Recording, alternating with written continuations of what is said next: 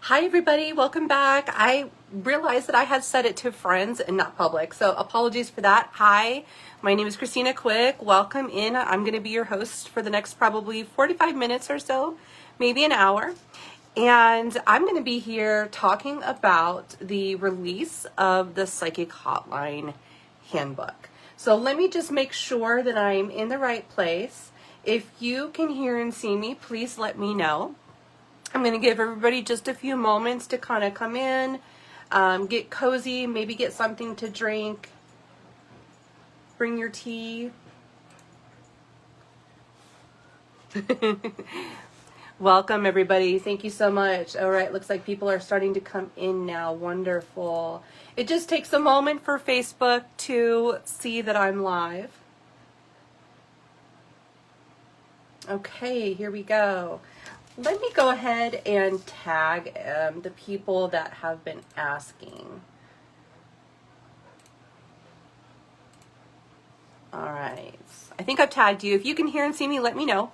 Welcome. Happy Wednesday. It's so lovely to see you guys. It's been a while. Let's see. The last time I did some videos, I think was back in March. So yeah, I took the whole summer off. And if you follow me on my YouTube, then you might know that the last series I did was called the Rapid Fortune Telling with Tarot Cards. And so we went through all of the major arcana, and I created that because I knew I was going to be gone for a little while. And I put that together really quickly so to make sure that you guys had something, because I had a secret, and the secret was that I was turning the Make Epic Money on the Psychic Hotlines. Oh, hi Mary, good to see you. Thank you so much. I was turning that into a book. Yes, and I know some of you were very like, this is completely out of left field. Like, how did that happen? You know? So I wanted to come in today and just talk about like so much of the process, because a lot of you are very, very interested in writing your own book. So I figured we could talk about that, but we could also talk about like the process that went into writing the book myself, like what I went through the last 6 months. We're going to do a live reading of the foreword, and I'm going to take you on a book tour. So right in your living room with me, I'm going to show you the book inside and out, show you what's in it, you know, that kind of thing. We're also going to be talking a little bit about the state of the psychic hotlines in 2025, because oddly enough, the biggest thing that people have talked to me about that were like concerned about whether this book would be for them or not was that a lot of people are concerned that there's not a lot of traffic on the psychic hotlines, and that's a fair, valid question, and so I'd love to address that as well. Okay, so back in March is about when I started this project. It was a toss-up because I was like, should I just create a brand new Make Epic Money on the Psychic Hotlines course? And I have to be quite honest with you guys, after 15 years, I'm kind of burnt out on creating video courses where there's like a requirement that I have to show up at a certain day and record a certain amount of hours and things like that. So I was really looking for a strategy to do this. Okay, Mary, thank you so much. There will be a replay. So if you guys missed this or you can't stay for the whole thing, hi, Renee. Renee's here. Renee Lynn is our wonderful book cover illustrator. She's the one that helped me bring this to life, and she's the reason why this book is going to be so successful, just sitting on a shelf somewhere, you know, because the cover is just, is it arrogant to say that this might be the prettiest book cover in the whole world? That's kind of how I feel about it. And I know that a lot of you have been drawn in with the mystery and the magic of the cover, and we're going to talk about that too. So back in March, I decided that what I was going to do, first of all, hi Jessica, good to see you. So whether or not I was going to be creating a new video course or whatever, what I wanted to do was take all of my psychic hotline videos, all of them, and there was probably somewhere between 30 and 40 of them, and the videos ranged anywhere from, let's say, 15 minutes to an hour. And so I really wanted to have the videos in a text form.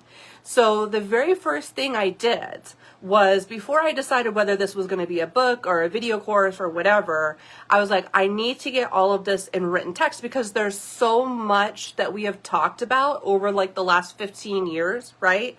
And so it's all in my head, but there's just things that you forget to talk about. Like, oh yeah, that's relevant, and that's relevant, and that's relevant, right? So there's a lot to it. There's a lot to learning the psychic hotlines, how it works, the algorithm, what makes you stand out, what to price yourself as. I mean, there's a lot to think about it, right? There's a lot that goes on with that. A lot of psychology that goes on with that, which is like my personal favorite aspect of the book, because I really go into the psychology in the book, which is something that I didn't think I had an opportunity to really do in the videos, because I had to keep them kind of short, to the point, you know, that sort of thing. So I paid someone, to a team of people, to transcribe all of my old videos. And I want to say, let me just think about this for a moment. I want to say there was somewhere between a good 15 and 20 hours worth of commentary. And these were like videos that I had recorded. They were videos that we had done like live streams on. They were videos that we had a lot of really great discussions going on. And so I really wanted to make sure I had access to all of that. So that was step one for me, was to have and I dug out all of my old notebooks, all of my old papers, all of my old notebooks, and spread it out on the floor and looked at it. And it was kind of like I was a mad scientist there for a moment, because it was just like the psychic hotlines threw up all over, all over my office. I'll talk about Barnes & Noble in just a moment, Lindsay, because that's an ongoing issue. I'm having the short of it is that I'm having issues with their printer. Their printer is not as good. So I'm having to go back and tweak and edit to try to get it somewhat comparable to the Amazon version, which is unfortunately taking longer than I thought. Just these things that happen along the journey that you don't even know is going to be an issue, right? So that's the Barnes & Noble hiccup. I'm going to really try to get it on Barnes & Noble by Christmas. So I had everything, and so I had it all in text. So then I was like, okay, let me go back to my beginner's mind, right? Let me go back to in the Wayback Machine. Purging is very shamanistic, yes. And so I went in the Wayback Machine, and I thought, okay, let me just forget everything I know temporarily. And if I was going to do this in 2025, what would be the path that I would take? What's step one? What's step two? What's step three? So I wrote out all of the steps, and then I condensed them into chapters, basically. And so then I had the basic chapters, which actually started out as 10 chapters, which later ended up being 12, because about halfway through the book I realized, oh, this is the middle of the book got real meaty, got real beefy, and I was like, oh, maybe this should be a couple different chapters. So I had to kind of, do some psychic surgery and chop things up and do some magic and make them into multiple different chapters. But so that was first and foremost, because I figured whether I make this a book or a video course, I'm gonna need the scripts anyway, right? Thank you, Lindsay. I appreciate that. I need it. And so I was like, okay, well, let me itemize this out, right? Because I have a Virgo moon. So my Virgo moon and my Libra sun are very analytical in nature. I really love, lists and bullet points and things like that. It's a Virgo thing, right? So then I went through all of the transcription that I had purchased, which was pages, like almost 1,000 pages worth of transcription from all of these videos, right? Commentary, that sort of thing.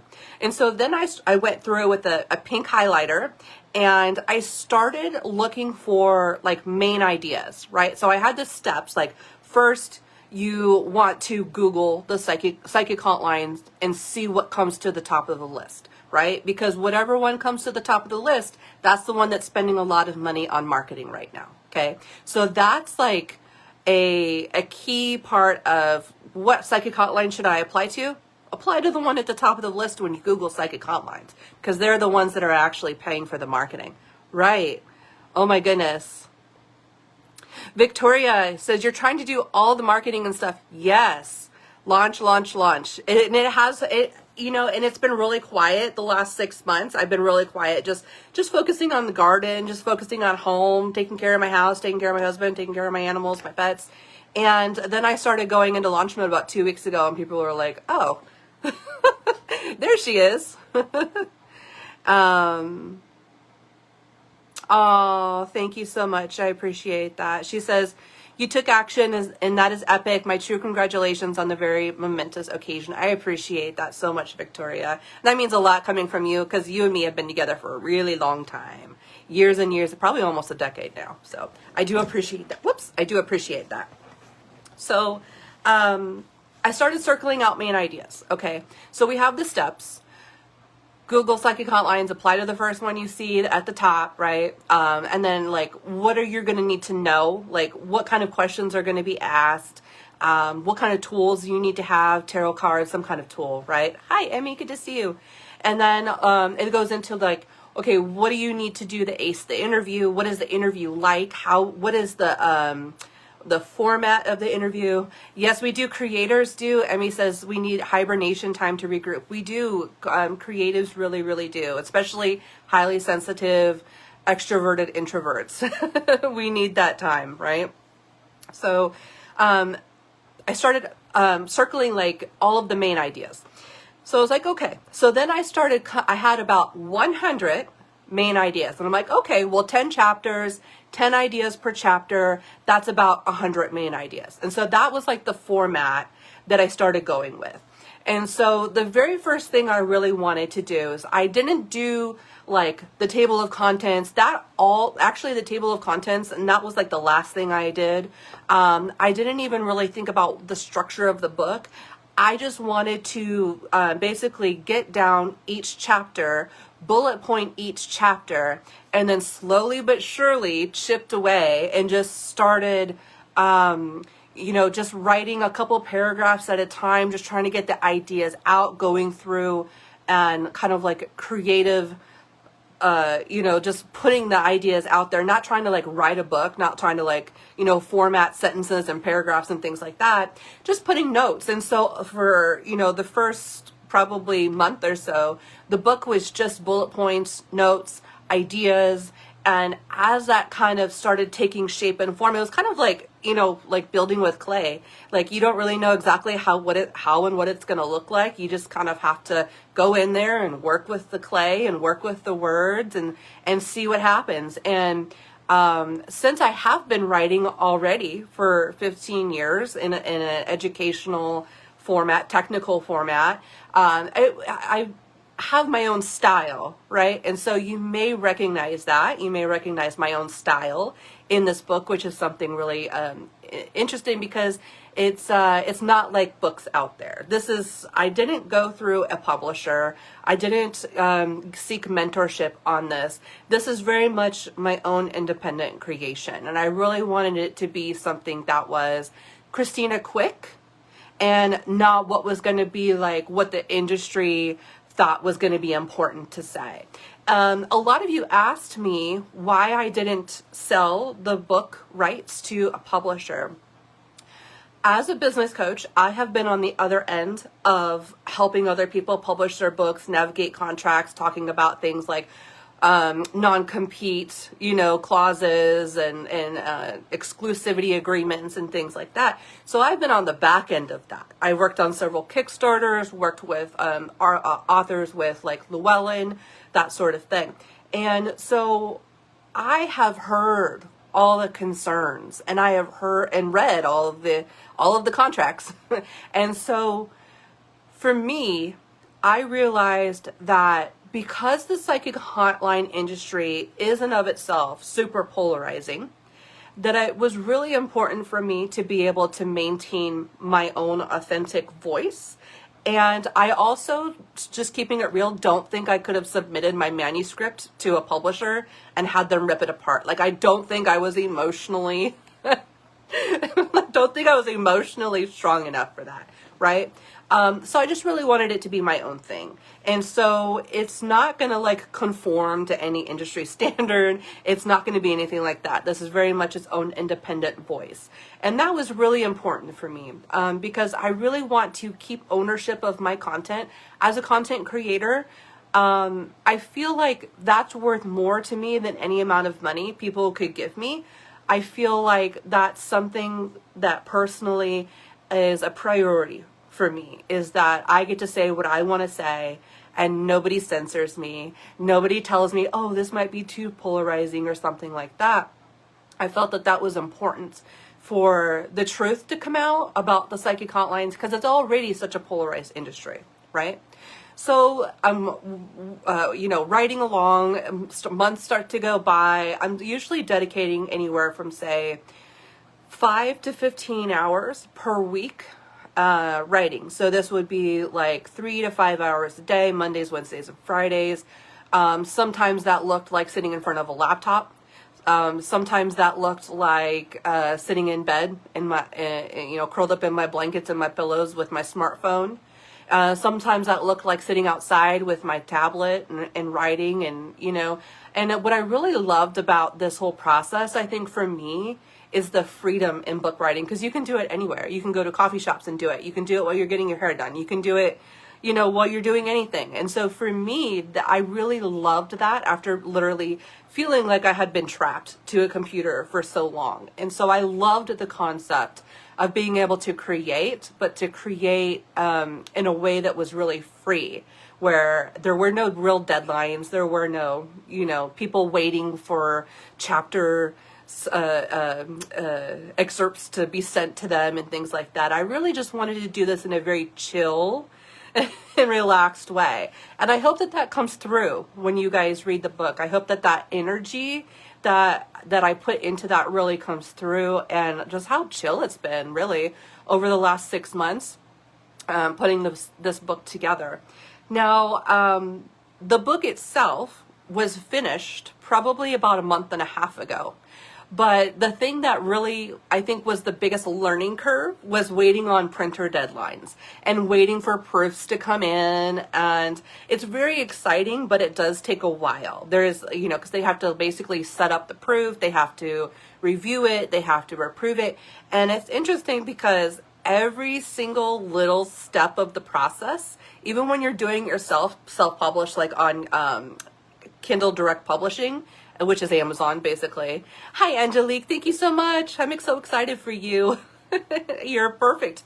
You're a perfect person for this book because you already have experience in this world, and you just want to make it a lot better for yourself. So that's a great opportunity for you. So I'm very excited.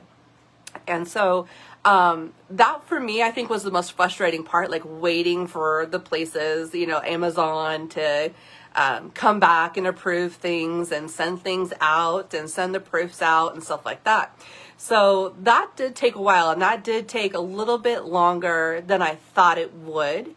So the next book I do, yes, there's going to be another one.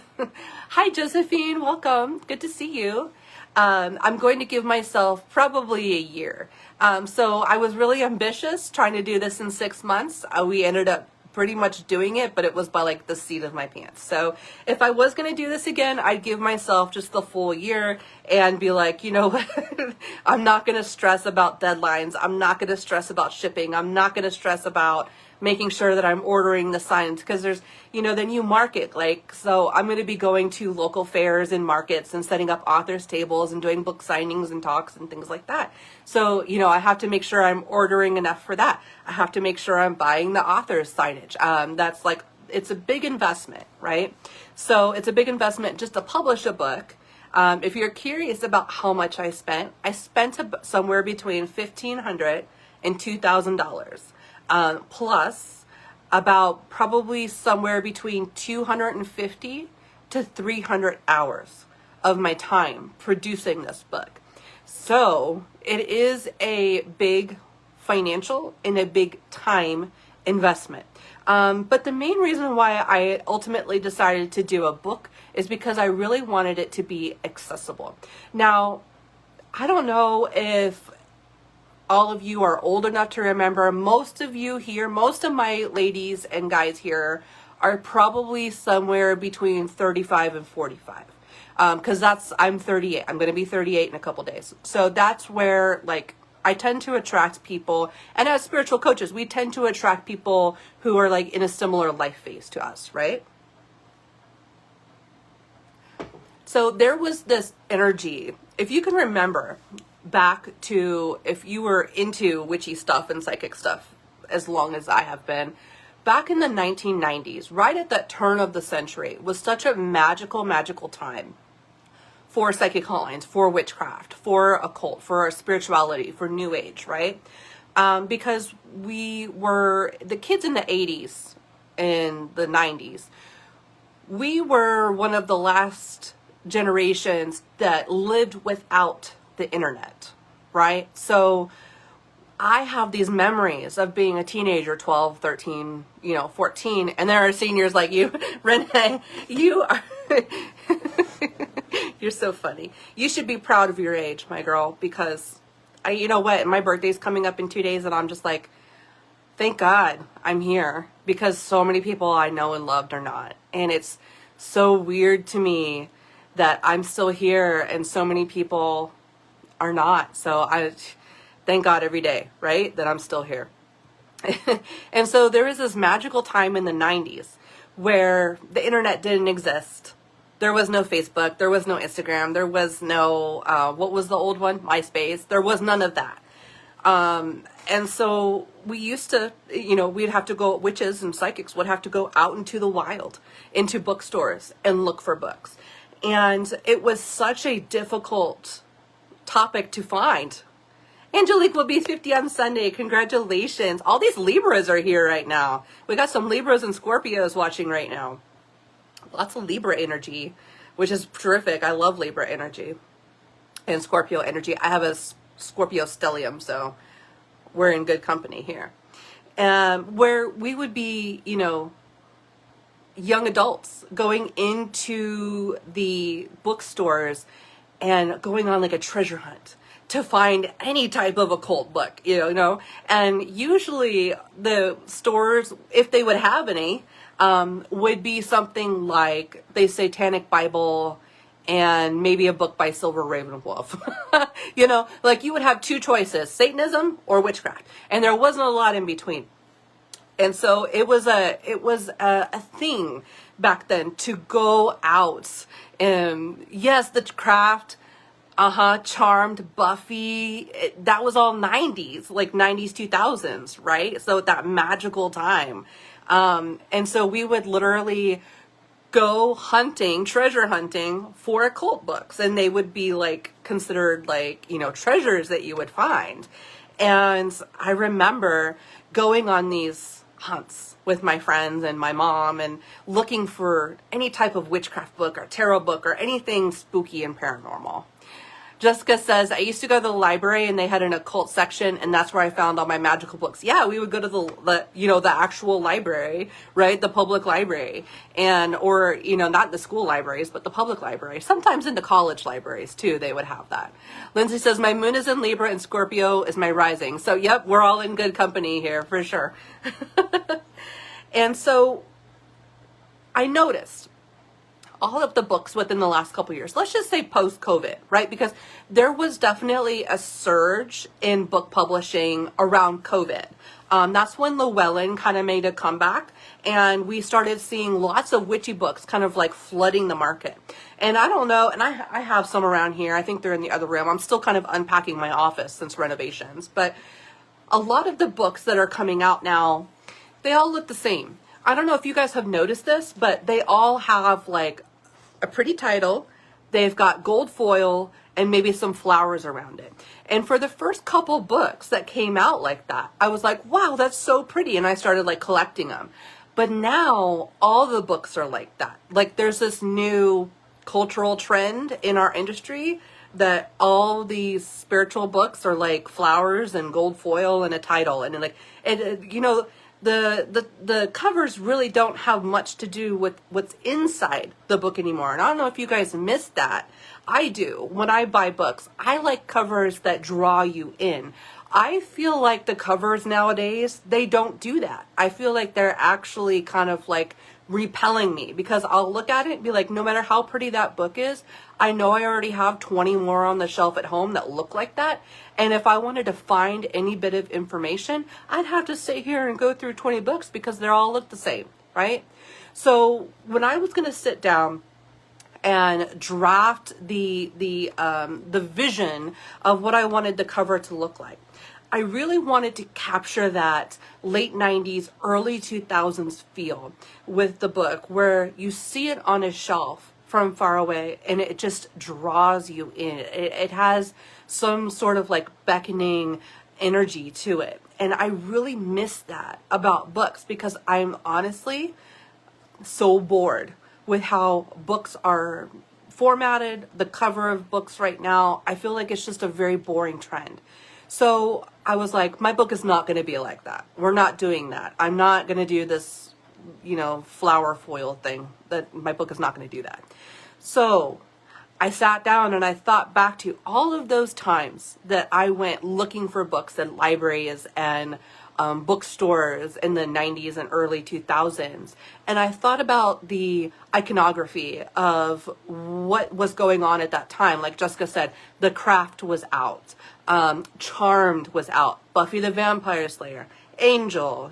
These kind of shows, these kind of pop culture shows that really, I would say, formed. We grew up within, millennials and ex-millennials. We really grew up within that pop culture trend, right? And so I wanted to capture something that felt nostalgic, that felt like how you might feel coming upon this book in a bookstore in the 90s and early 2000s, that when you look at it, you know that it's got some really interesting secrets inside of it. And so that's ultimately how the vision of the cover was born. And so what I did is I contacted Renee and I said, look, I have this vision, I have this vibe that I want to bring forth. And she's like, yeah, let's do it. And so I sat and I wrote out elements. So this is the Barnes & Noble printing, and you can see how it's a little bit off kilter. And just to kind of show you the differences, so this is an Amazon, this is a Barnes & Noble, and you can really see the difference in the colors. You see the difference in the colors? This is what it's supposed to look like. For some reason, it's green and off-centered, so on Barnes & Noble. So I'm going to have to go back to the drawing board on that one. Also, when I got it, there were some weird indents, so I was like, I don't know about that. That doesn't feel great to me. So Barnes & Noble is on the back burner for just a moment until I can figure that part out. But the cover itself, I really wanted to identify what are those nostalgic elements of the 90s and the early 2000s. Well, we all know now, modern psychic hotline workers know now that most of psychic hotlines are run over apps and smartphones and things like that.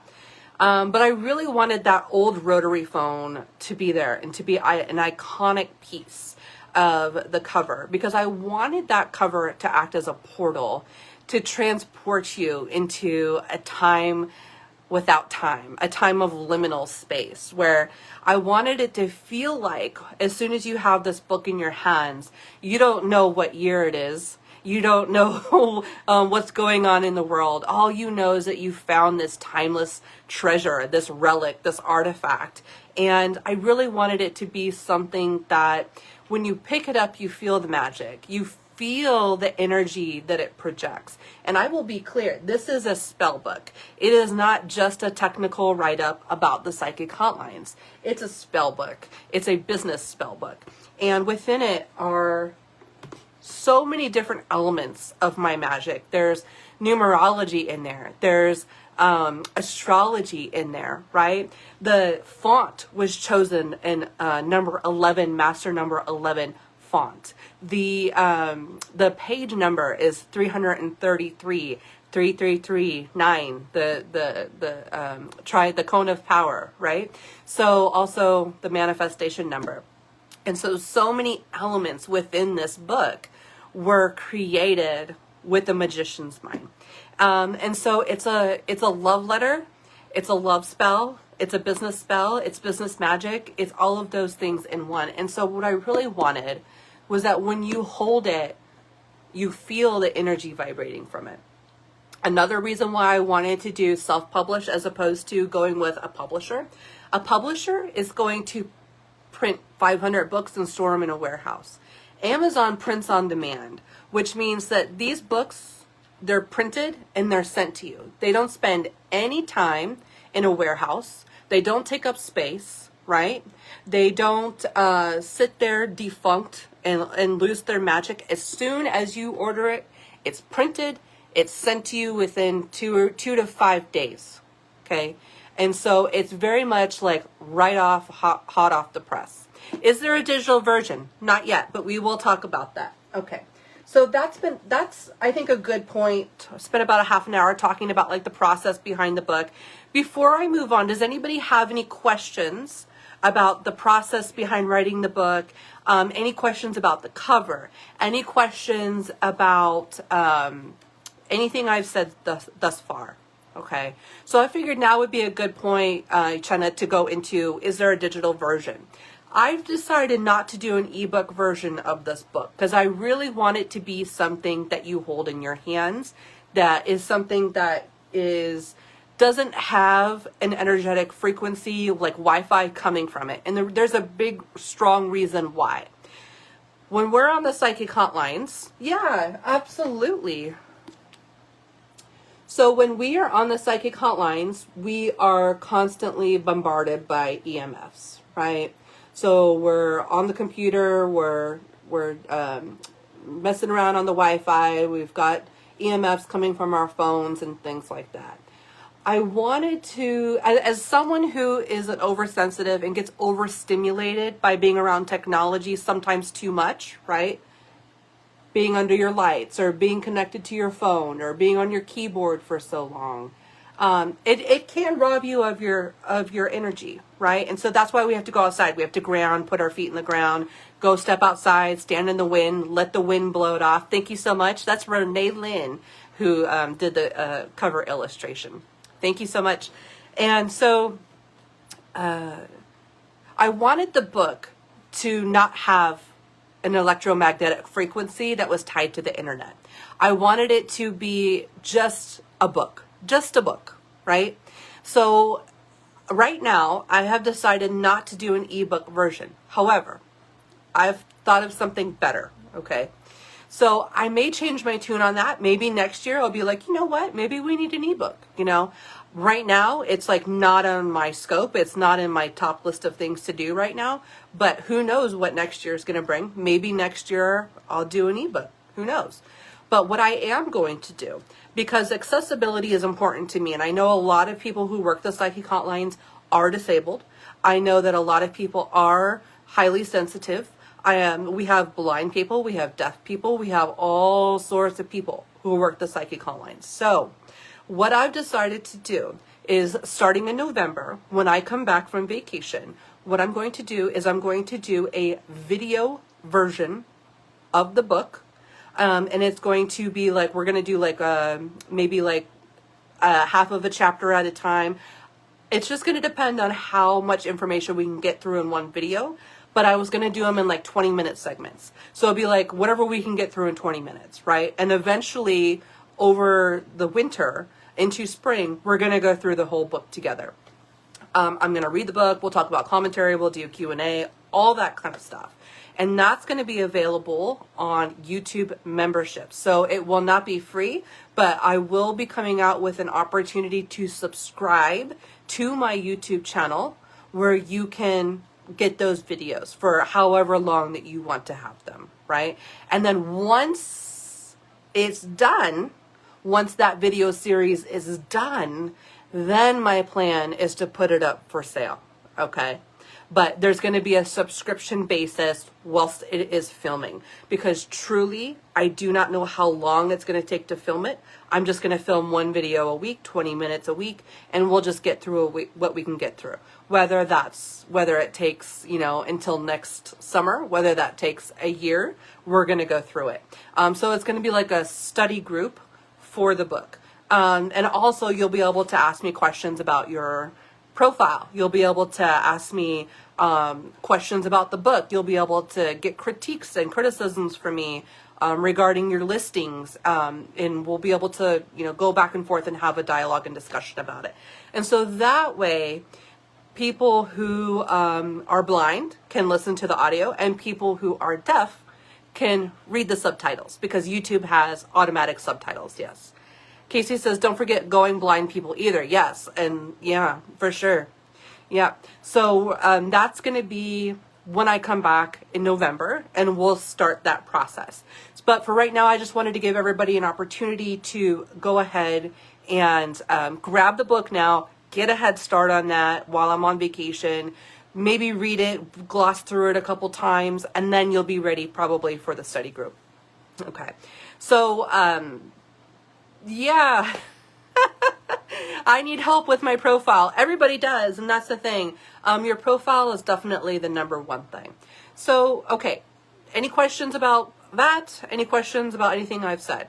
So yes, there's going to be a video course that will be coming to YouTube come November. Now, I wanted to talk a little bit about some of the issues that I've been seeing, some of the, I guess, oppositions, we would say, in sales conversations about purchasing the book.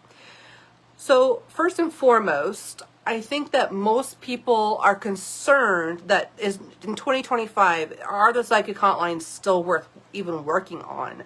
Are they busy enough? So let me rewind just for a second, okay?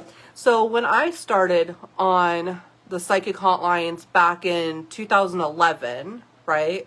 So almost 15 years ago, it was a lot like it is actually today, but it was actually a little bit quieter. I would say that traffic was about maybe half to a third of what it is today. And that's just because at that point in time, the psychic hotlines were still kind of relatively new. So we have this history of the psychic hotlines, and it has definitely shaped over time. I didn't put any of this into the book, so this is all, information that's not in the book. But I think it's kind of important to realize just kind of about the industry itself. So back in the day, back pre-internet, right? We didn't have apps to call. So what did we do? Well, with the invention of the telephone, there came this business model where people would call in like a phone number and be able to listen to a recording. So the very first ones were like horoscopes, right? Like you'd call in and they'd be like, select number 9 for Libra or select number 3 for Taurus or something like that. And you press the number and it'd be like, okay, we're going to charge you per minute now. And you would listen to a recording.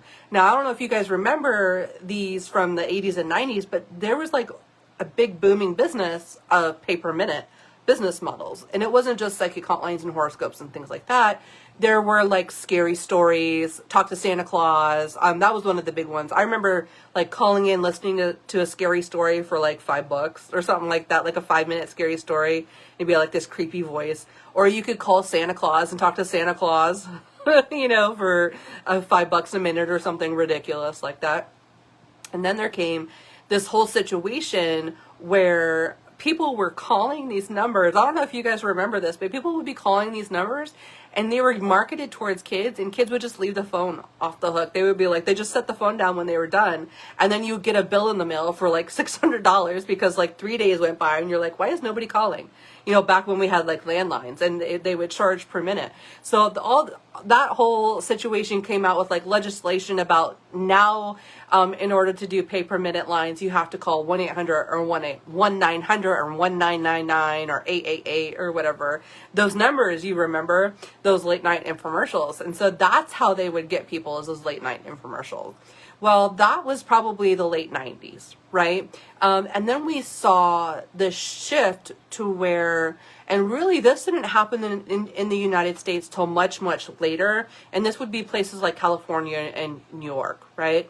But overseas, this would be happening quite a little bit earlier, maybe 5 to 10 years earlier than in here in the United States. And so what they would do is they would like rent out these buildings and they would just put up like little cubicles. And you remember, I don't even remember, like operators. You remember those old like big old computers that had the bunch of like phone lines plugged in, and you would have the operator, you would call in the operator and they would patch you to different, they would stick it out and patch. Do you guys remember what I'm saying? Like those operator boxes, right? And so a call center. And so it kind of evolved into this call center, which is really interesting. And so for a while you would have psychics getting jobs at these call centers and basically taking calls and doing psychic readings and things like that, among other types of businesses. And they would mostly be reading off scripts. Now, was it the late 1990s where Psychic Friends Network came out? And that was one of the first psychic hotlines, which was more of like a call center, not necessarily like a psychic. Yes, a phone bank. Yes, that's exactly what I'm saying. Yeah, those. And so it shifted from calling just a number and paying per minute and listening to a recording to then getting a live agent.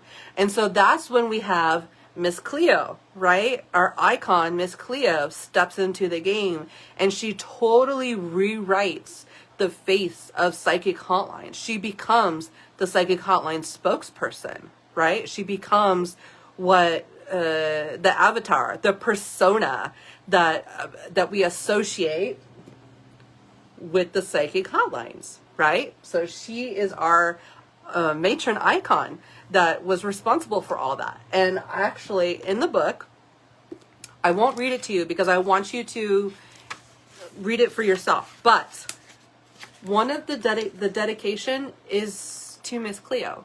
It's to Miss Cleo.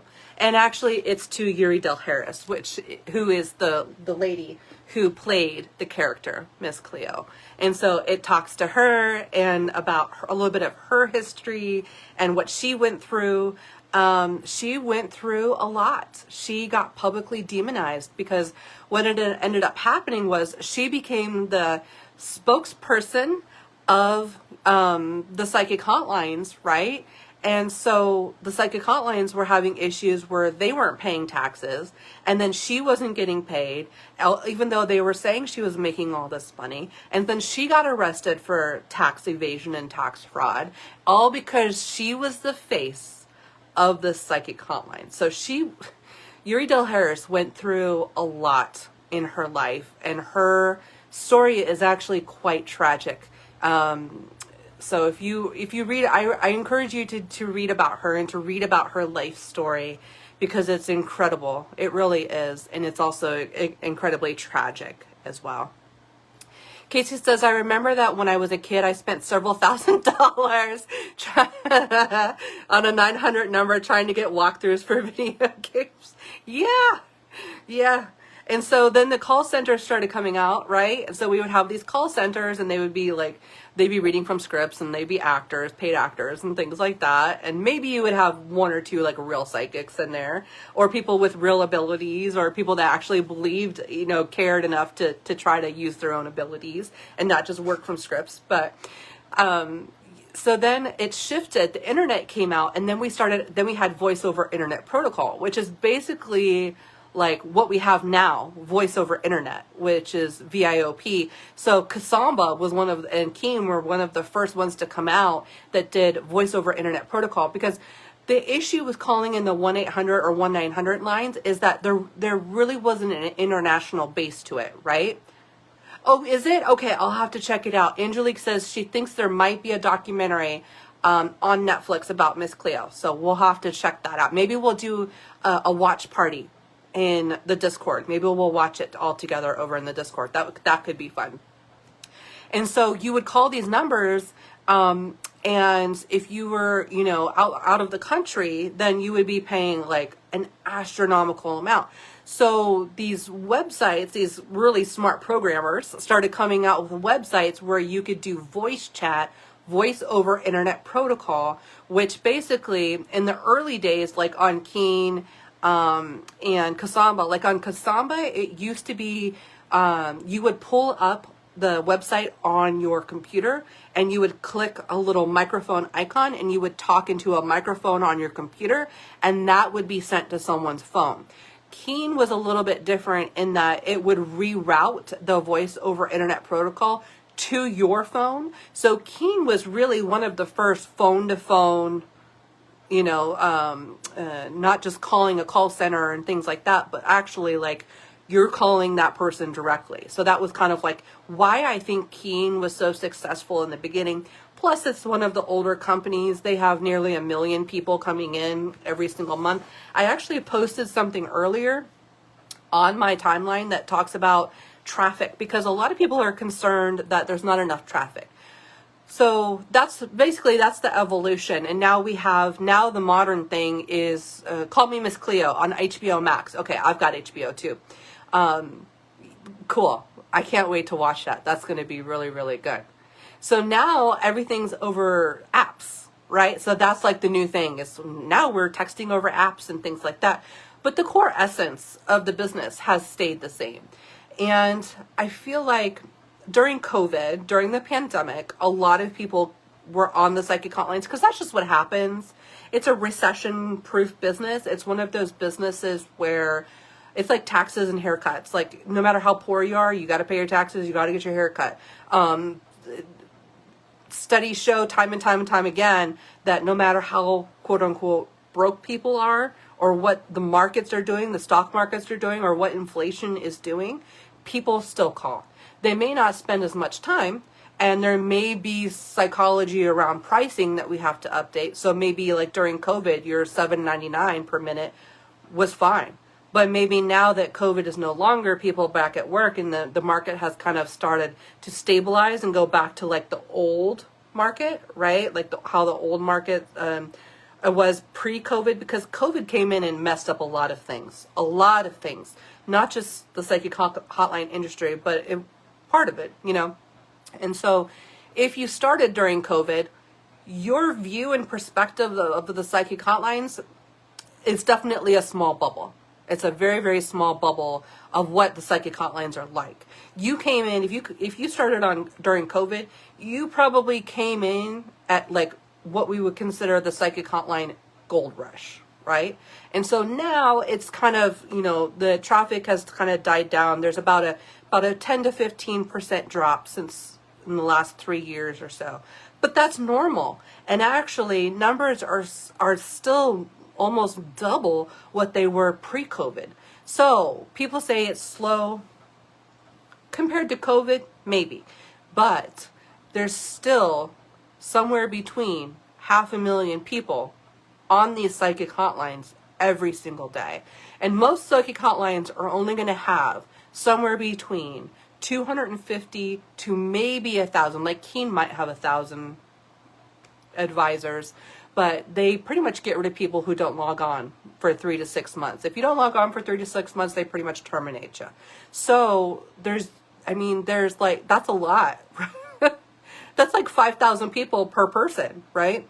And so the traffic is still there. The analytics show the traffic is there. So what's the problem? Well, people aren't going through crisis like they were during COVID. Well, they'll just take any old psychic. Now they're being a little bit more choosy about the psychic they choose to work with. So what has now become the most important thing is making sure that you understand how the algorithm works.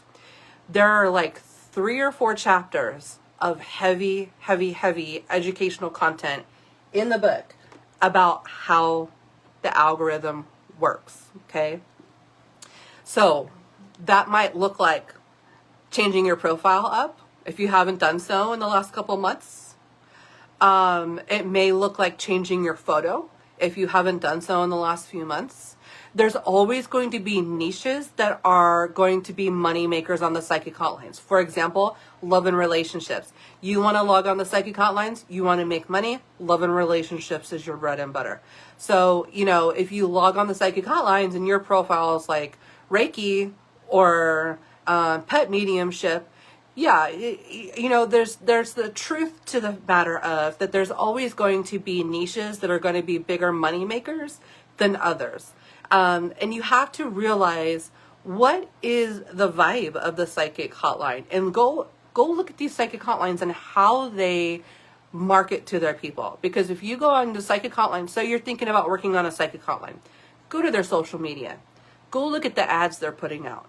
9 times out of 10, it's, are you wondering if they're going to call you? Are you wondering what they're thinking and feeling? Did you guys break up and you're wondering if you're going to get back together? Because they know after 30 years of being in this business, love and relationships is it.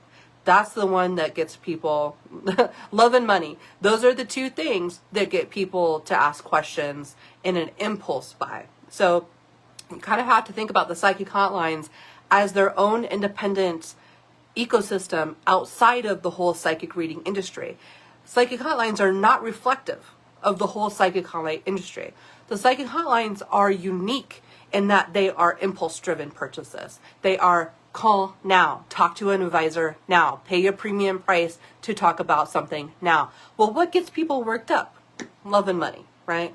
So you kind of have to look at psychic hotlines for the limitations that they are, but also look at them for the opportunity that they are too. And it comes to a point where, how badly do you want to make the money? How badly do you need the capital? Are you willing to do the love and relationship readings even though you don't really want to do them? And then, segmenting your own business off to do the things you really want to do. Let's say you're a pet medium, okay? So that would be better put to, your own business, your own website, marketing your own business. But when it comes to the psychic hotlines, there are key niches. That's going to be love, money, career, and health. Those ones. That's what it is. That's what everybody wants to know. So one of the key things you can do is you can niche into one of those categories. Don't niche into multiple categories. Niche into one category. And if you want to, you can change your niche every so often. I wouldn't change it more than once a year because it takes about a year to develop a really solid return customer base. So there is one thing I did notice. Okay, I will bring this up. When I was looking at the analytics this morning, and I was on SimilarWeb, I was on SEM Rush, and so those are the two websites I utilize the most when I'm looking at like traffic, analytics, like how many visits the site gets, what is the behavior of the person while they're on that website, these types of things. How long are they staying on the website? Do they click? Do they purchase? How much of that activity leads to an actual sale, right? So looking at all of this morning, I have noticed that only 6%, and what I did is I did average it. I averaged everything out. So I did Psychic Source, Kasamba, Keen.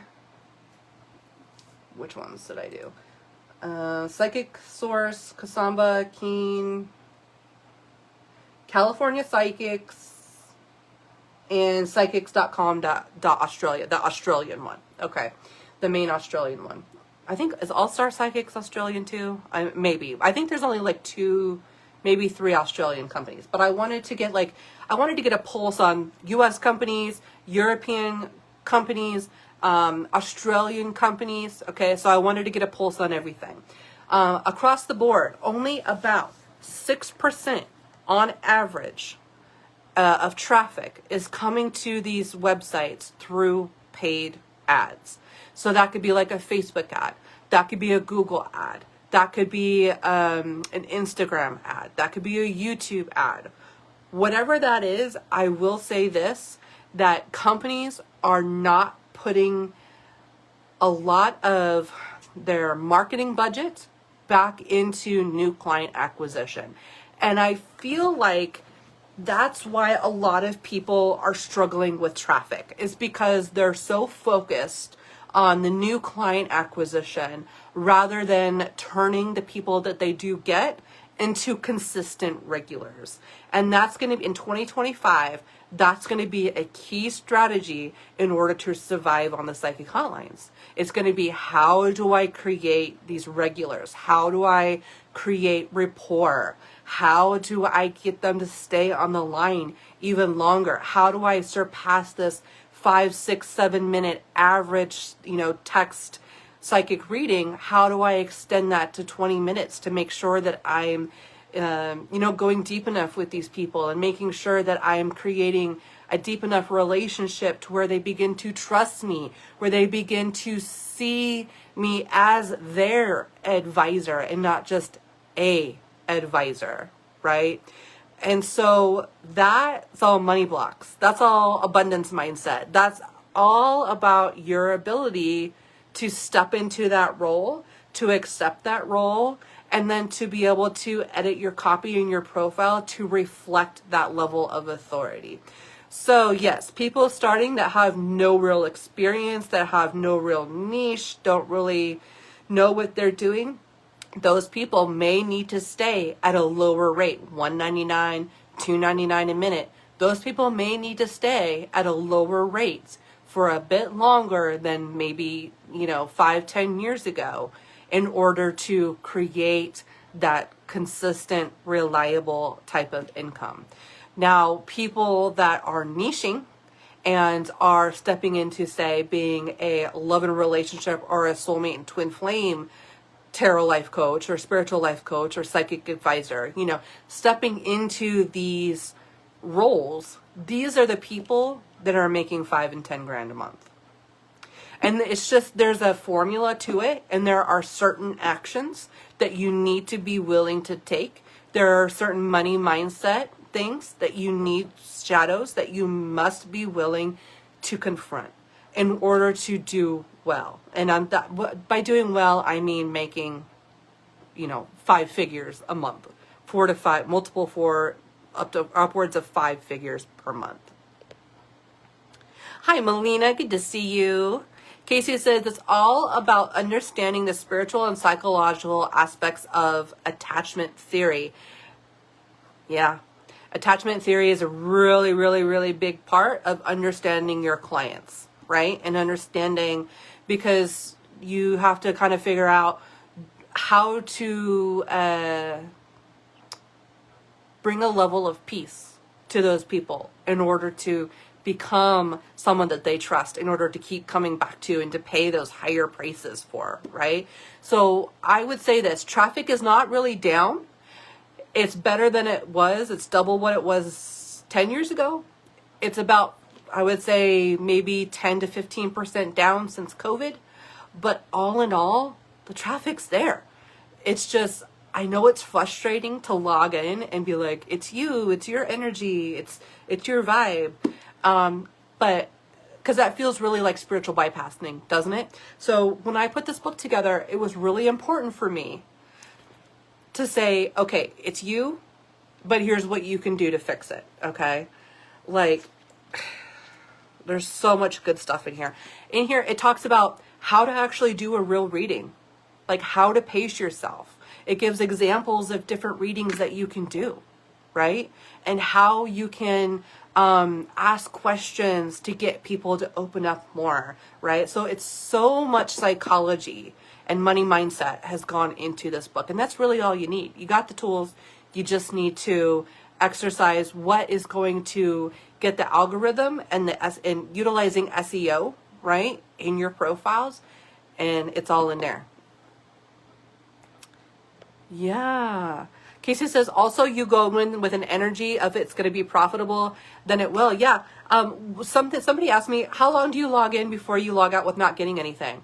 So if I'm going to be logging in at 45 minutes, I'm going to give it 45 minutes. If 45 minutes I don't get anybody, I'm going to put my rate down. I'll wait another 15 to 20 minutes. If I don't get anybody within that hour, I log off. Just log off. Go on later. Wait, go take a walk, go make dinner, go take a shower, go do something important, go fold your laundry, go get your laundry going, okay?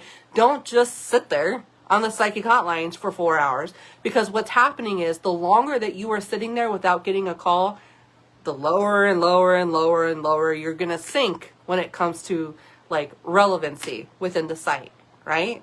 So the longer you sit there with no calls and no reviews coming in and you're logged in, you're just screwing yourself over. So if you don't get something within like the first hour, log off. Try again later, right? Don't just sit there like a sitting duck and, you know, give it. But again, if it's in the beginning, you may have to do that. You know, you may find yourself the first couple weeks sitting there logged in for 5 hours a day and you might get one call. But slowly but surely, I promise you, I assure you, if you do what's in the book and you take these steps and you work on your money mindset and you work on being an authority, you work on niching, you work on doing your SEO, you work on your copywriting, you take good pictures of yourself, go use AI now to make them all pretty. Like you don't even have to go to get a studio portrait done anymore. You can just plug your face into the computer and now it's like, okay, here you go. Populates about 20 different designs for you. It's so easy now. And it's like, I feel like one of those old people that's like, you guys don't even know how lucky you have it. You don't even, you know, like you don't even know that, you don't even know what we went through back in the day to learn how to work the algorithm. Yeah, that's good to know, huh? Secrets in the book. Secrets in the book. Renee says, and certain lines insist you stay logged in a schedule. That's a good point. Listen, if you can't get in on any other psychic hotline, then you kind of have to play the game until you get that experience, until you get those reviews. Because once you're on, it's like when you have a job, it's easier to find a job, right? So once you're on a psychic hotline and you can show other psychic hotlines, hey, this is my profile on this psychic hotline. Look at all my reviews. They can be like, oh yeah, you've got experience. We'll hire you. But sometimes they won't hire you if you've got no experience. So sometimes, unfortunately, you have to work on these, what I call bottom of the barrel psychic hotlines. And those are ones that are like Psychic Source, Random, like ones that make you work a set schedule, make you work a set of hours, or like monitor you, like monitor you, that sort of thing. Not that they're bad lines necessarily, but they definitely flirt with a gray area of like, are you an employee or are you an independent contractor? Also in the book. What are your rights as an independent contractor? What are some things to watch out for? That sort of stuff. Okay. So any questions about anything I've said? I would love to go ahead and read the foreword for you guys. Psychic Oz. Yep, that's one of them too. Psychic Oz. Yeah. So you just gotta be careful. And the thing is that these lines are always changing. So, the only line that I've ever worked on that has stayed consistent for me was Keen. All of the other ones, they have major fluctuations. They have ups and downs. And then you have ones that, like, remember Zodiac Psychics, where they went through this big upgrade where Zodiac Psychics was doing just fine until they're like, we're going to spend $500,000 upgrading our website. And they did it, and they went bankrupt, and they had to sell. So, it's just these little things to kind of watch out for, that, and not getting too attached to a certain psychic hotline, just making sure that you are on a psychic hotline that is being consistent with you and your income, and not like bouncing your checks or, because that can sometimes, it's very rare, but it does happen. Any quick thoughts on how the current political situation might affect the hotlines?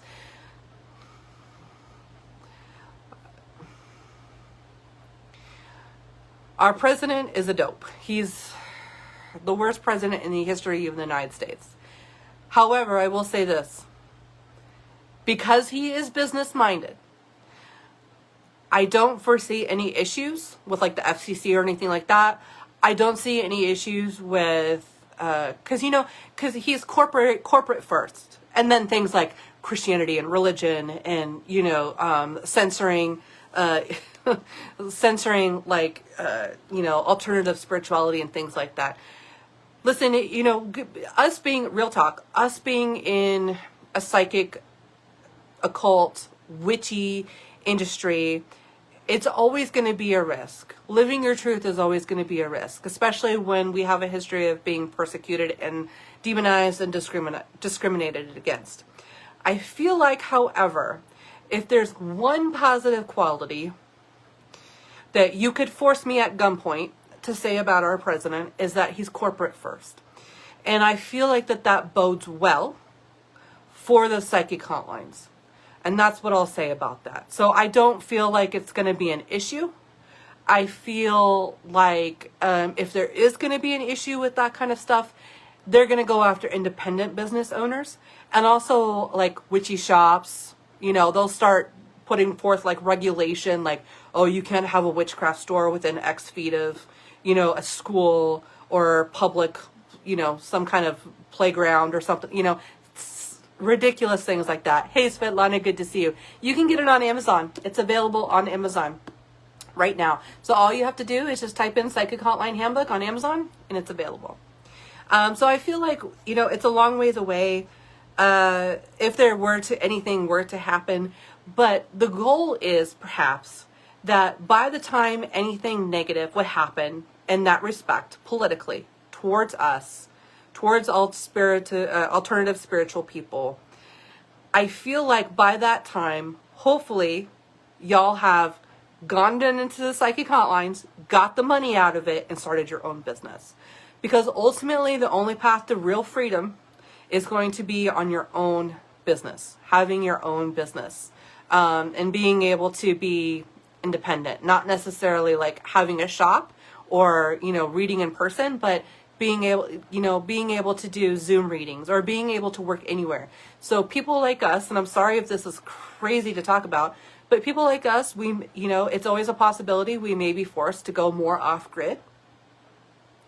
And so that's always a possibility. And so any opportunity that you would have to make money with a smartphone and call it spiritual life coaching as opposed to psychic readings, I feel like that's the safest, sanest strategy that any of us could ever really put together for ourselves to ensure that, you know, we're not just starting a career that's going to be taken away from us. I do feel that fear. It is there. It's always dancing around in the back of my mind. But unless or until, you know, we start seeing overt signs that there's going to be issues, full steam ahead. Get it while you can get it. Don't let this opportunity pass you by. Now is the time, right? Okay, so I would love to go in and read my foreword now. Thank you guys so much. If you would like to order the book, it is on Amazon. We will maybe be doing a Kindle book next year, but there will be a video course on YouTube coming in November, okay? So check, if you are not in the United States, if you're in Canada, if you're in Australia, if you're in Europe, check your native Amazon, because a lot of people were clicking the US link and being like, well, this is like $75 for shipping. Don't buy it from the US link. Don't do that.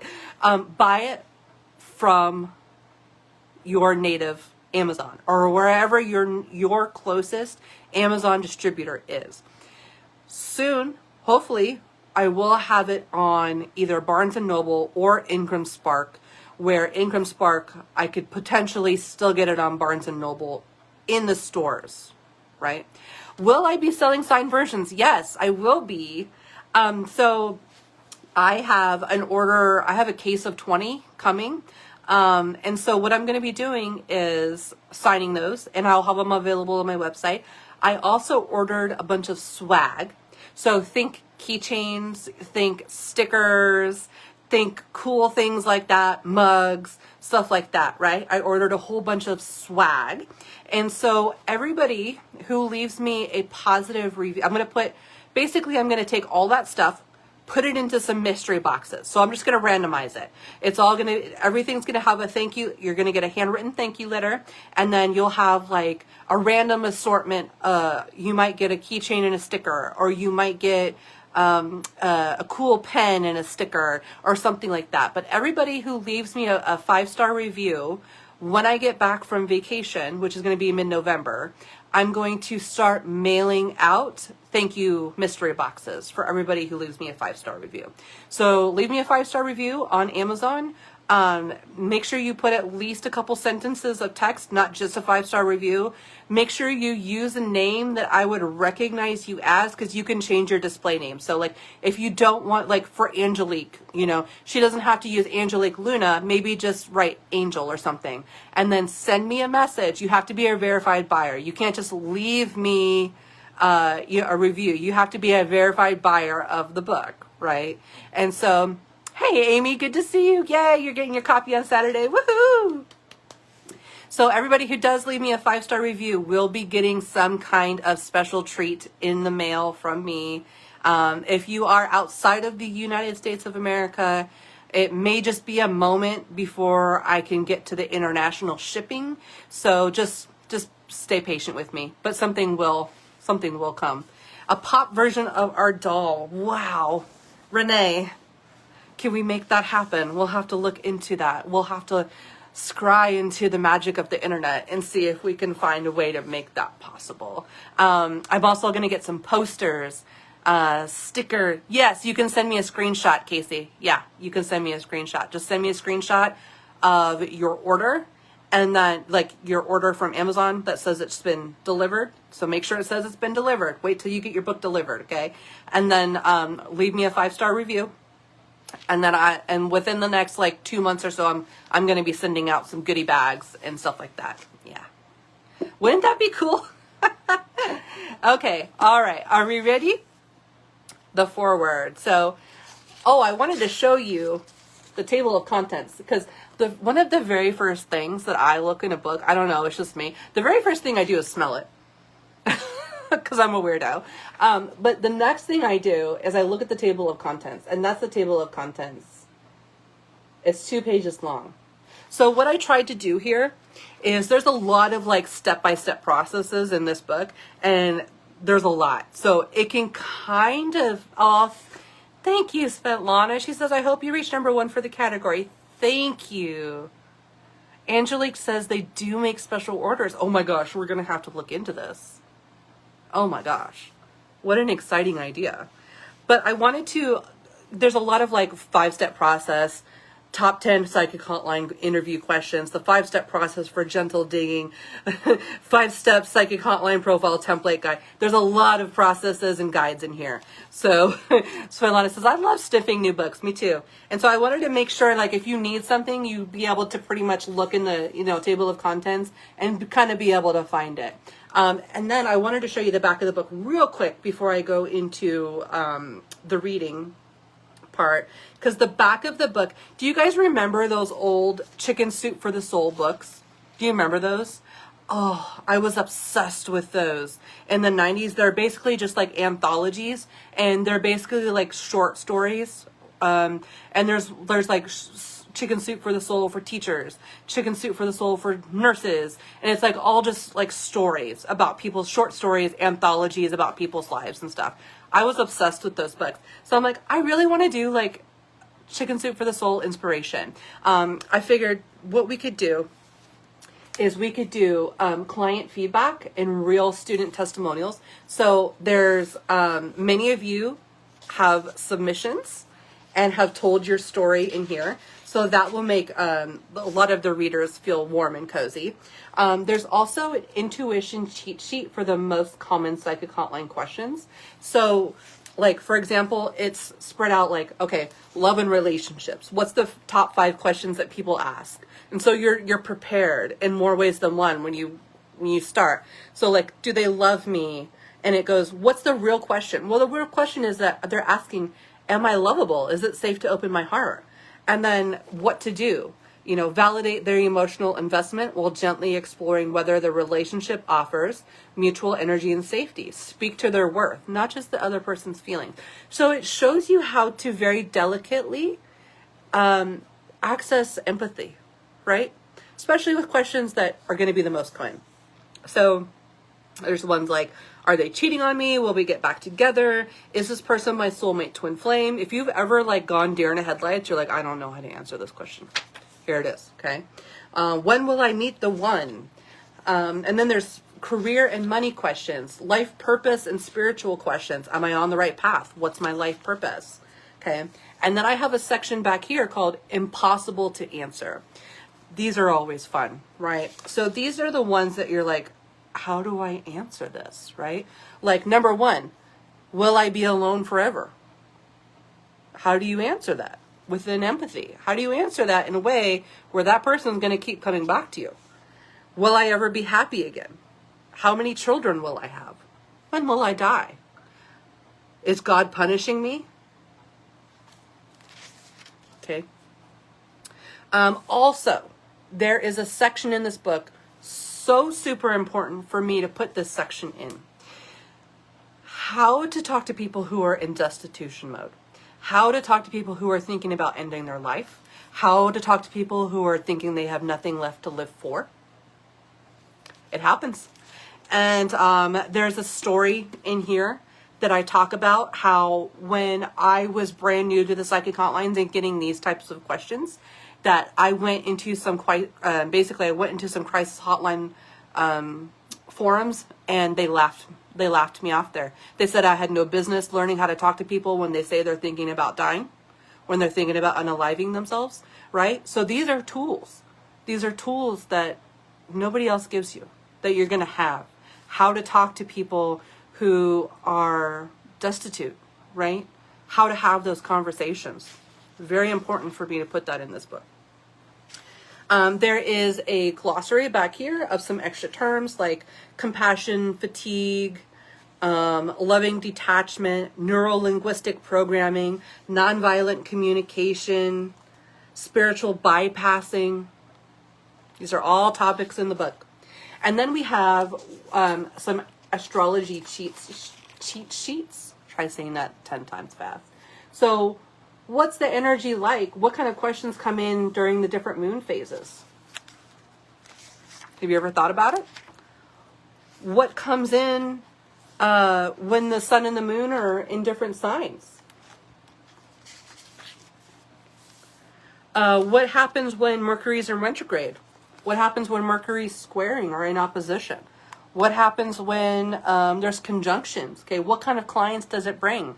What kind of energy does it bring? So it really teaches you how to work with people individually, but it also teaches you how to work with the collective energies too, which I think is really cool. And one of the biggest chapters in here that I'm super proud of is the seasons of psychic hotline work. And it talks about what kind of people call in during spring, summer, fall, winter. What kind of questions do they ask? What are they really wanting to know? Why do they ask the questions that they ask? Oh yes, the custom interface is so fun to make a mini-me. Let's do it. That could be so fun. There's a section back here on major planetary returns. So what happens during a Saturn return? What happens to Jupiter return?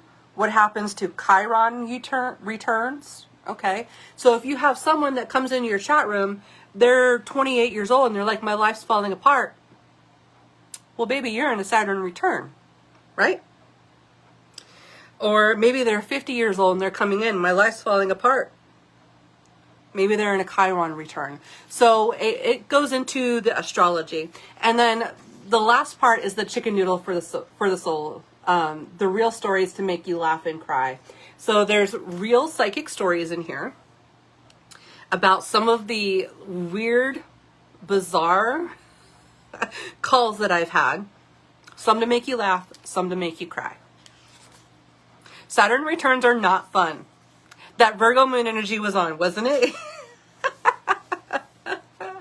Okay, here we go. Forward. I've always been psychic. Like annoying little kid who knows things she's not supposed to know psychic. Since I can remember, I've seen angels, spirits, all kinds of otherworldly things that made grown-ups deeply uncomfortable. One of my earliest memories, me all of 6 years old, casually informing my mom that the neighbor's cat didn't run away, it got hit by a car. When she asked me how I knew, I said I saw it with my dreaming eyes. Yeah. That went over about as well as one could think. Mom was horrified, the neighbor was devastated, and I got the first of many stern talks about filtering. Still working on that one. While other kids were unwrapping stuffed animals and remote control cars at Christmas, I was joyfully ripping into tarot cards and Ouija boards. I was into dolls, sure, but my dolls were in secret covens, huddled around imaginary cauldrons, casting spells and conjuring spirits. My cousins and I would spend hours outside, mixing potions from mud, leaves, and shiny rocks we found in the backyard. Then we'd grab the dust brooms and fly around the house, convinced we were heading to a witch's sabbath while cackling under the full moon. Magic wasn't just something I believed in wholeheartedly as a child. It was how I played, how I saw the world, and how I connected with something deeper, even before I had the words for it. I remember one night in particular, probably around age 7, when my mother hired a babysitter to watch me while she went out for the evening. The babysitter was young, maybe a teenager, super sweet, and probably expecting to spend the night watching cartoons and raiding our snack cabinet. We were sitting in the living room, watching movies and munching on popcorn, when I suddenly turned to them and said, "Who's the old lady sitting in the dining room?" She froze. I pointed toward the formal dining area that was connected to the kitchen. There, plain as day to me, was an older woman with soft gray hair, sitting quietly in one of the chairs at the table, just smiling. They didn't say anything, they didn't move, just sat there, peaceful and content, like they belonged. My babysitter, on the other hand, did not take it well. "There's no one in the dining room," they whispered, eyes darting toward the space, probably praying that they wouldn't see anything themselves. I just blinked at them, totally calm, and said, "Well, I can see her. She's smiling at you." And that was the end of movie night. And they called their mom and asked to be picked up early. A few days later, my mom found out that the babysitter's grandmother had passed away earlier that week. I hadn't known. No one had told me. I wasn't trying to be creepy. I was just tuned in. It didn't feel scary to me. It felt natural, normal. I thought everyone saw stuff like that. Apparently not so much. I quickly learned that every time I spoke about my psychic impressions, I was often met with fear and a fair share of hysteria. People didn't quite know what to do with me, and their wide-eyed and sometimes tearful reactions taught me a hard lesson. If I wanted friends, acceptance, or even just polite conversation, I needed to be quiet about all that spirit stuff. So I tucked my gifts away, I stopped talking about them, and I did what so many of us do. I tried to be like everybody else. I finished school with good marks and dove headfirst into the salon industry. For years, I worked behind the chair, helping clients transform their look and their confidence. I also served as a consultant, advising other salon owners on everything from inventory management to customer experience. I mastered the business side of beauty. I juggled coloring swatches in cash drawers. I built a solid career that looked impressive on paper. And then one day, just before Thanksgiving in 2011, life came at me like a cosmic freight train that didn't even have the courtesy to honk before running me over. At the time, I had a great job as a successful salon manager for a chain of 3 local salons. I was cutting hair, I was handling inventory, managing the bank accounts, designing the salons, you name it, I did it. I was thriving, exhausted, but doing well. Then, just before Thanksgiving, my boss pulled me aside and dropped a bombshell. They were closing all 3 salons immediately. I was out of a job just like that. Just poof, gone. It felt like someone had yanked the rug out from under me, except the rug was my entire livelihood. And as if the universe thought, hey, let's really test her resilience, things went from bad to worse. My last couple paychecks bounced. My car got repossessed and impounded. Then my husband called me on his way home from work, crying. He had just been fired too. No warning, no explanation, just don't come back. I wish I could say that was the end of my disaster series, but no, life wasn't done with me yet. My husband's father suffered a massive stroke, and at just 24 years old, I suddenly became an adult taking care of a terminally ill father-in-law. A few months earlier, I had suffered a devastating miscarriage that wiped out my savings with medical bills. I lost my daughter. And now we were on the verge of losing everything. And as if I wasn't already drowning, I had to push my grief aside to focus on taking care of them. The final straw, we were evicted and became homeless. And that was my rock bottom, broke, grieving, jobless, and quite literally sleeping on the floor of a friend's house, trying to figure out how in the hell I was going to get my life back on track. Then life threw me one more twist. After my father-in-law passed away, following a long battle to recover from their stroke, I had the difficult job of going through his belongings. It was a painful process sorting through their things, deciding what would go into my sister-in-laws, my brother-in-laws, my nieces and nephews, their piles, right? Then in the middle of all of these dusty old boxes, I found something I hadn't seen in years.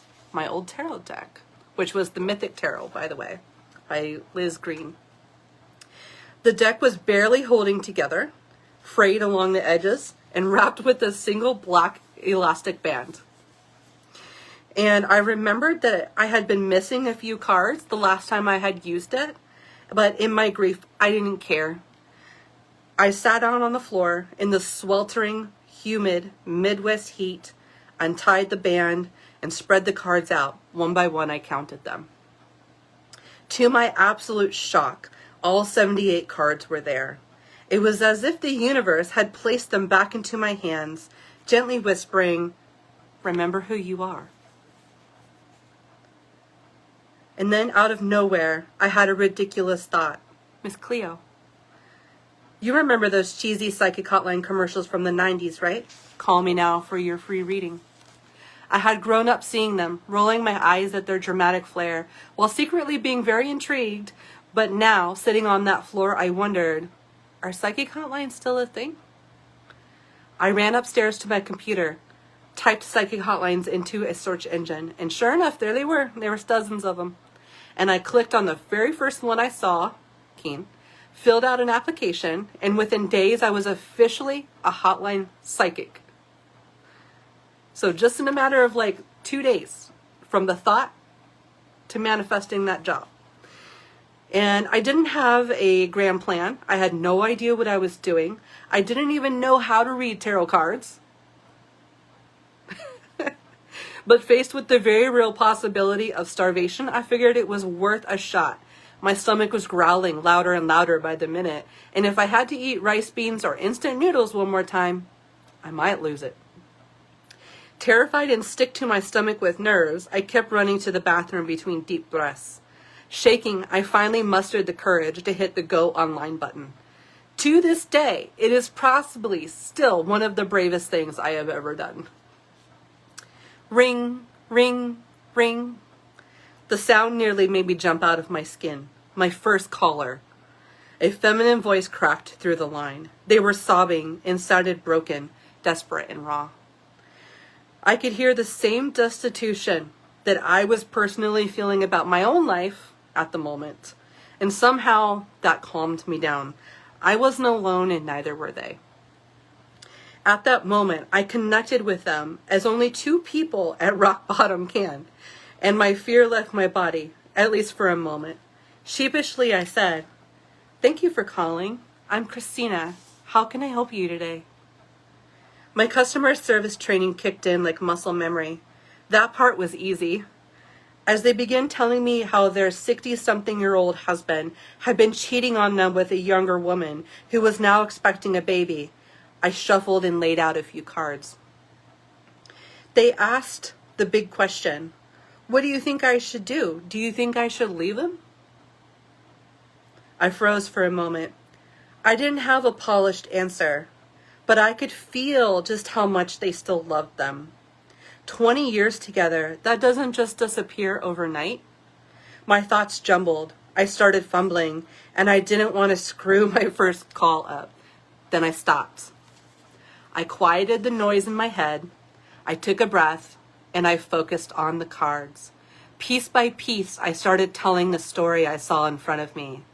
And when I reached for the final card, I described the image of a man walking away from a pile of spilled cups, heading off on a new path, alone but resolute. 8 of Cups. There was a pause. Then they whispered, I think I know what I need to do. Thank you for your help, Christina. Thanks for calling, Kim. Good luck to you. Click. I refreshed my dashboard and saw it.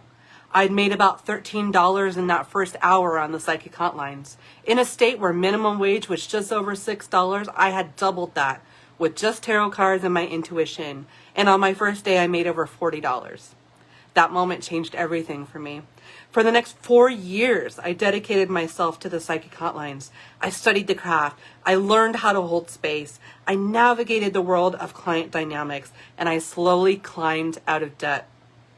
I paid off my house. I cleared my credit cards. I raised my credit score from the 500s to the 700s. And there were plenty of wild clients. And remind me to tell you about the guy who wanted me to channel their pet iguana. That story is in the back of the book. Sergio, the iguana. He's kind of an icon of the book. But one thing became clear for me. The psychic hotlines weren't a joke. They were a real, profitable business. And that's why I wrote this book.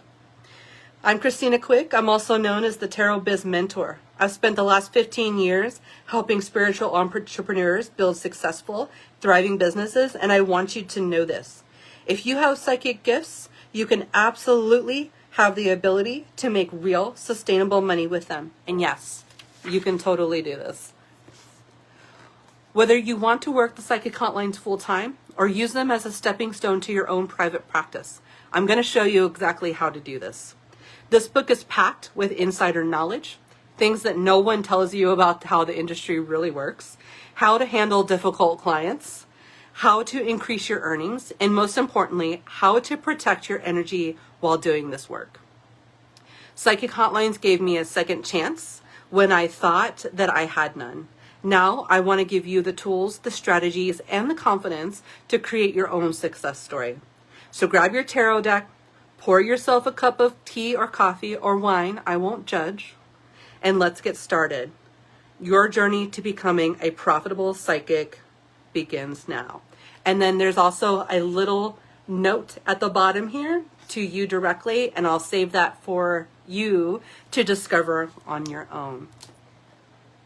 So thank you so much for joining me and being with me, and thank you, oh my gosh, for the first 24 hours, we had 30 sales come in. Wow. You know, just thank you. Thank you for being here. Thank you for your enthusiasm. Thank you for being part of this club, this very secret club that we have as psychic hotline workers. That is something that we will be bonded for life over. And my hope is that the book is even better than you think. And I would love for you guys, as soon as you get it, give me some feedback. Let me know how you like it, and make sure that you are in the Discord, because that's where I'm going to be posting a lot of like examples. Like, okay, you have this client come in, they asking you this question, you pull these cards. How would you approach this reading? So I'm going to fill up, when I get back from vacation, I'm going to fill the Discord up with practice examples that kind of go along with the book. So we are only getting started. Like, the book is just launched. We're just getting started. There's so like 2026, all psychic hotlines, baby. That's what we're talking about. That's the course. That's the program. That's the content. So I really want to be here for you guys, and I really want to help us restore a level of dignity to this industry. Thank you so much. Have a good rest of your day. I will see you guys in the Discord.